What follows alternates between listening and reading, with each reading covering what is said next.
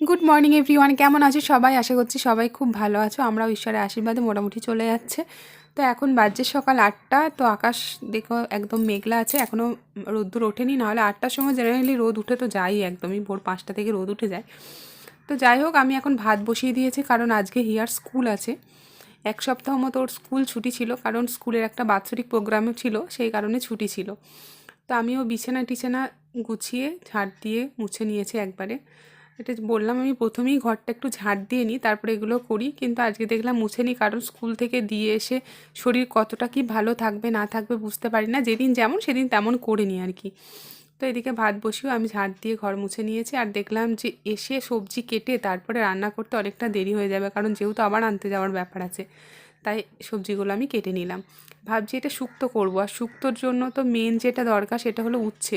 আর উচ্ছেটাই আমার বাড়িতে মানে কম হয়ে গেছে আর কি, কম পড়ে গেছে। তো সেই কারণে আসার সময় যদি শরীরে সাথ দেয়, স্কুটি রেখে যদি পারি তাহলে উচ্ছে কিনবো, আর না হলে উচ্ছে ছাড়াই ওই করে দেবো। তো যাই হোক, হিয়ার টিফিন বক্সটাও আমি রেডি করে রাখলাম, টিফিনটা ভরে দেবো। আর এখানে জলের বোতলটাও এদিকে রাখি। আর এদিকে দেখো আমি হাতা খুন্তিগুলো এরকমভাবে ঝুলিয়ে রেখেছি। এগুলো অনলাইন থেকে অর্ডার করা হয়েছে, মানে ওই ইয়েগুলো আঠাগুলো আর কি।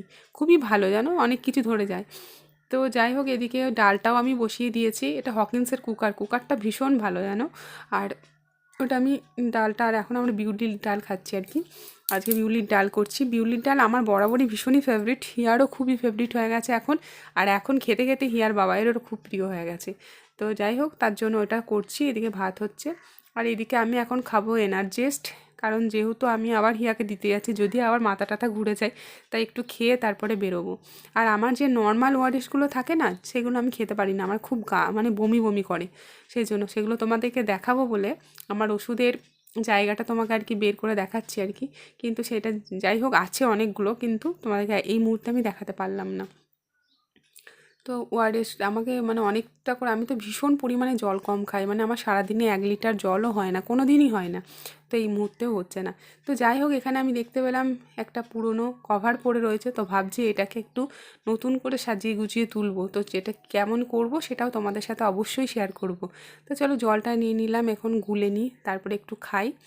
তারপরে আবার হিয়াকে হোমওয়ার্কগুলোও করাতে হবে। তো আমার করানো হয়ে মানে এটা বানানো হয়ে গেছে, কিন্তু জলটা আমি বেশি দিয়ে দিয়েছি, তো তার জন্য একদম মিষ্টি হয়নি।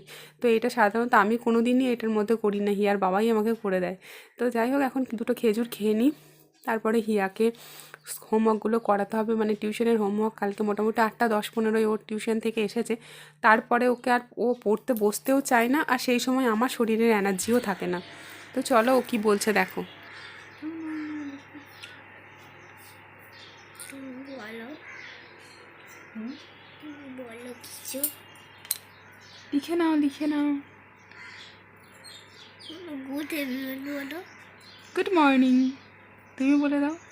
Good morning. তাড়াতাড়ি হোমওয়ার্ক কমপ্লিট করে নাও, হাত স্কুল আছে। নরম হয়ে গেছে। নরম হয়নি, ঘুম থেকে উঠে ওরকম হয়। তারপর এখন ওই জন্যই তো বলি, ঠিক টাইমে ঘুমালে ঠিক টাইমে সব উঠা যায়। ঘুম থেকে উঠে আর কি হাতটা আড়ষ্ট হয়ে থাকে না, তাই ও বলছে আর কি যে আমার হাতটা নরম হয়ে গেছে। যাই হোক, হোমওয়ার্কগুলো কমপ্লিট করানো হলো। এবার আমি ওকে ভাত খাওয়াবো। ভাতের মধ্যে একটু কুমড়ো আলু সিদ্ধ দিয়ে দিয়েছিলাম, আর এদিক দিয়ে বিউলির ডাল, আর ওদিকে ডিম সেদ্ধটা হচ্ছে। তো এই দিয়ে ওকে আপাতত আমি খাইয়ে দেবো। তারপরে আমি বাড়িতে এসে শুক্তোটা তখন রান্না করে নেব। এই যে হিয়া এখন স্কুলে যাচ্ছে, তাই তো? আচ্ছা, এখন বাজছে 10টা প্রায় 35-এর কাছাকাছি। ব্যাগে যা বই আছে বাবা, তুই ভারী নিতে পারবি না। চলো স্কুটি, তো চলো বেরিয়ে যাই। এই যে স্কুটির চাবি, আস্তে আস্তে যাই। ক্ষয় পড়ি।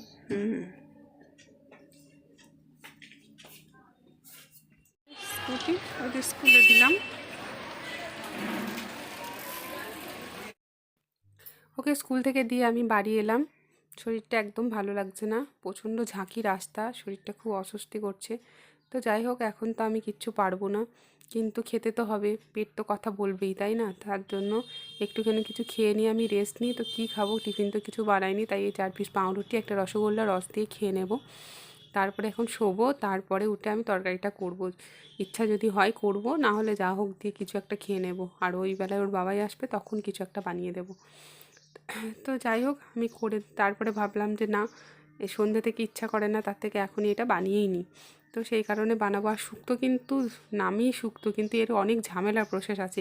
সর্ষে পোস্ত সব বাটো, রাঁধুনি বাটো, আর এগুলো শিলে বাটা হয়। একটু একটু জিনিস তো মিক্সিতে ঘোরে না, সেই জন্য বসে বসে শিলে বেটে নিয়ে আসলাম।